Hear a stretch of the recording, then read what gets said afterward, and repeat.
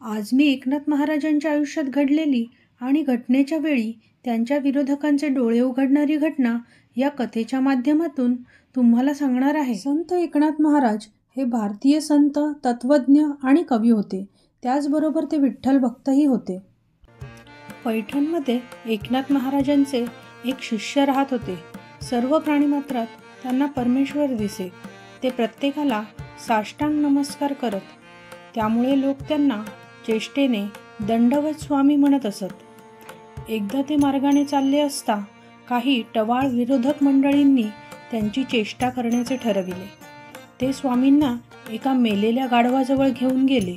त्यांनी विचारले, काय हो दंडवत स्वामी, त्या मेलेल्या गाढवातही परमेश्वर आहे का? त्याच्यातही परमेश्वर आहे असे म्हणून स्वामींनी त्या मृत गाढवाला नमस्कार केला.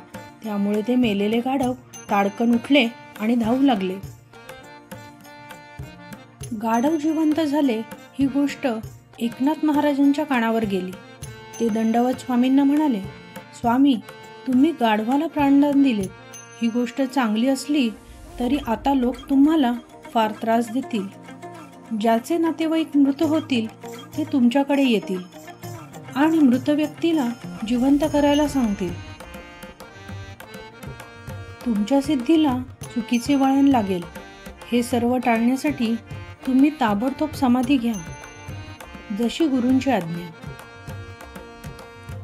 असे म्हणून स्वामींनी एकनाथ महाराजांच्या चरणावर मस्तक ठेवून डोळे मिटले.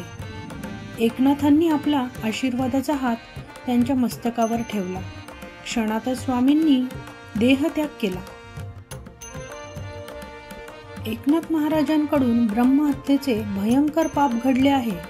त्यासाठी त्यांनी प्रायश्चित्त घेतले तरच शुद्धी होईल, असा तोडगा पैठणकरांनी सुचवला. त्यांनी एकनाथ महाराजांना सभेत बोलवले. एकनाथ महाराज प्रसन्न मुखाने सभेसमोर येऊन उभे राहिले. सभेने त्यांना ब्रह्महत्येविषयी प्रायश्चित्त घ्यावे लागेल असे सुचवले. एकनाथ महाराज शांतपणे म्हणाले, आपण दिलेल्या प्रायश्चित्ताचा मी आनंदाने स्वीकार करीन. ब्रह्महत्येला शास्त्रात देहांताची शिक्षा सांगितलेली आहे. पण याच पैठण नगरात ज्ञानदेवांनी रेड्याच्या मुखातून वेद वदवले आणि आपले पावित्र्य सिद्ध केले. तेव्हा एकनाथांनीही देवालयासमोरील पाषाण नंदीला गवताचा घास खायला लावून आपले पावित्र्य सिद्ध करावे, नाहीतर पुढील प्रायश्चित्तास सिद्ध व्हावे असे सुचवले. एकनाथ महाराजांनी गवताची एक मूठ घेतली आणि ते त्या पाषाणाच्या नंदीजवळ गेले. हे देवा, तू आता हा गवताचा घास घे असे म्हणून एकनाथ महाराजांनी आपल्या हातातील गवत नंदीच्या मुखाजवळ धरले.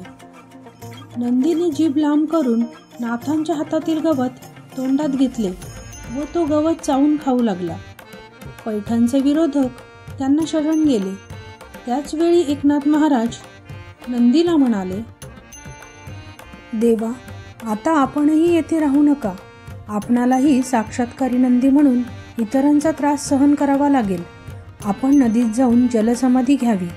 तो पाषाणाचा नंदी ताडकन उठला आणि नदीत जाऊन त्याने जलसमाधी घेतली. या दृश्याने एकनाथ महाराजांचे सामर्थ्य न समजलेल्या लोकांचे चांगलेच डोळे उघडले.